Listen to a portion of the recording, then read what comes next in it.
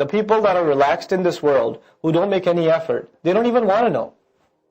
One of the great reasons to not take the messenger seriously, sallallahu alaihi wasallam, you would think, you guys are coming here to the Arabic program, you figure, when we learn Arabic, inshallah, we'll have a better relationship with the Quran. Who's going to have better Arabic than Abu Jahl? Who's going to have better Arabic than Abu Lahab? What's the problem? It's not Arabic, obviously. It's not the understanding of the context of the ayat of the Quran. They don't even need the tafseer. Their life is the tafseer.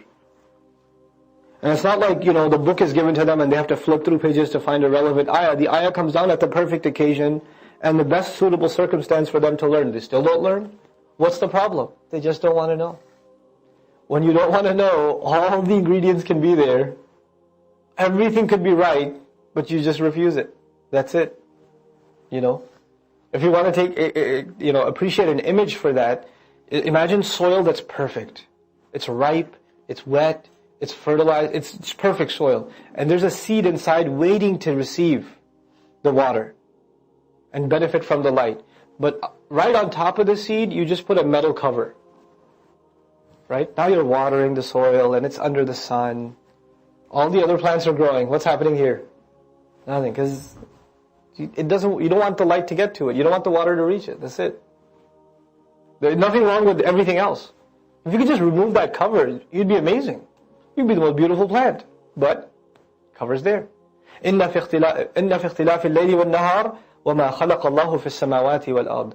Now there's a nation that wants to, or people that want to, protect themselves. This is important, because wanting to know by itself doesn't suffice.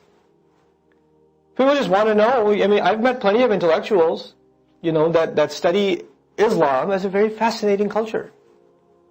It's truly fascinating. I've read the Quran a few times, and it's truly fascinating. It's quite remarkable, actually.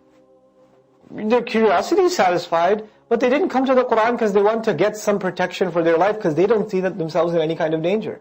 So it's entertaining reading for them. That's all it boils down to. لِقَوْمٍ يَتَّقُونَ إِنَّ الَّذِينَ لَا يَرْجُونَ لِقَاءَنَا. No doubt it says, those who don't hope to meet with us, وَرَضُوا بِالْحَيَاةِ الدُّنْيَا, and they were content with worldly life, وَاطْمَأَنُّوا بِهَا, and they were completely satisfied. They were completely happy with this worldly life. How long do we live in this world? We spend a good 10, 15 years even figuring out who we are, maybe even 20 years, before we truly gain consciousness and realize what we're supposed to do in this life. And the moment we truly become adults, and have the strength to do what we want, we are burdened with responsibilities, and we spend our lives trying to gain stability. The better part of our youth we spend gaining some kind of stability in life.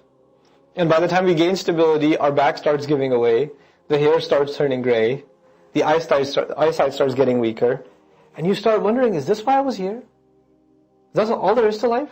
Just play a little, work, and then get old and die? That's it? But some people, and so when people say people of Islam or people of religion, they're narrow-minded. We're the broad-minded ones. What a narrow-minded view of life. That's all there is to life. Allah says these people don't hope to meet Allah. They're happy with this. This is it. This is all there is to your life. That's really depressing. That's why you have a midlife crisis. That's why you have that. That's why you're in depression as you get older and older and older. Because there's nothing else for you. Your life is coming to an end. وَالَّذِينَ هُمْ عَنْ آيَاتِنَا غَافِلُونَ. And those are the ones, in fact, that are truly heedless of our ayat. If you have no preparation to make for the next life, and you're completely happy in this life, do you feel the need for the ayat of Allah? No.